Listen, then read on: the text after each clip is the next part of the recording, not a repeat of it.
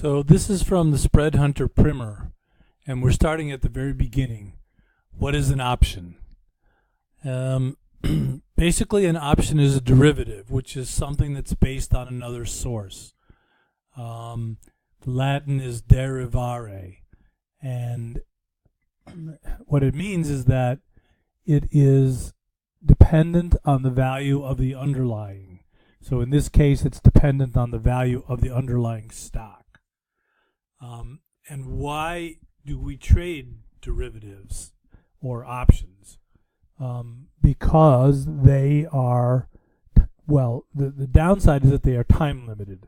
The upside is that they're unbelievably cheap. You can see, so there are two kinds of options. One is a call and one is a put. A call gives you the right to buy something at a fixed price. So in this case, the call here is the 109 call in Microsoft. It gives you the right to buy Microsoft at $109. Why would you want to do that? Because instead of paying $10,600 for 100 shares, you can buy this option for $59. This option is $93. And we'll get into why those are priced that way in a second. The other kind of option is a put. This is a put on the 105s. 105 is the price at which it gives you the right to sell Microsoft. So if Microsoft were drop to 100, and you would buy this 105 put for $1.07, which is $107, you would then have the right to sell it to someone, the person who sold you the put, at 105, and you could buy it back at 100.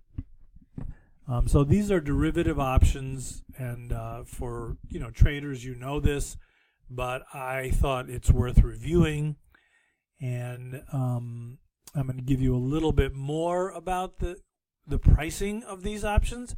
You can see here that the options that are far above the price of the stock are just pennies, 4 cents, 7 cents. And the same thing on the put side. If you go further down, at 100, let's say at 100 with the stock at 106, you can buy the 100 put for 27 cents or $27 per contract. Now, why would you do that? And what does it mean if you do that? So in order to illuminate this a bit, you would look at this number. This number is called the delta, which is the relationship of an individual option to the stock itself. And what does the delta mean? It means that in this case, this option will move up with every $1 move in the stock. So from 106.5 to 107.5, this option will move up 21 cents. This option will move up 32 cents. This option will move up 44 cents. And the same thing is true to the downside. So you would buy, you can see the deltas on these puts are almost nothing, which is giving you a bias for the stock. So if you look here at 107, which is 50 cents above the price of the stock, that's not a good example. We don't have 106.5, so you'd have to factor the difference between these two and the difference between those. It looks fairly balanced, I guess.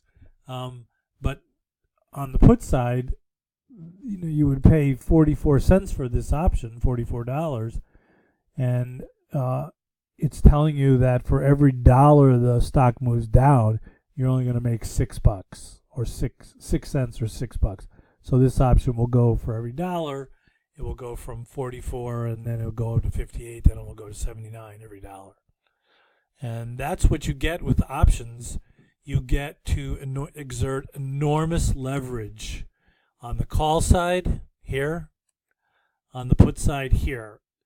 $27 versus $10,600 in short stock, or in this case, $36 instead of $10,600 in long stock. And that's what options are. That's the function that they serve. I hope this was illustrative for you and useful too. Okay, thanks.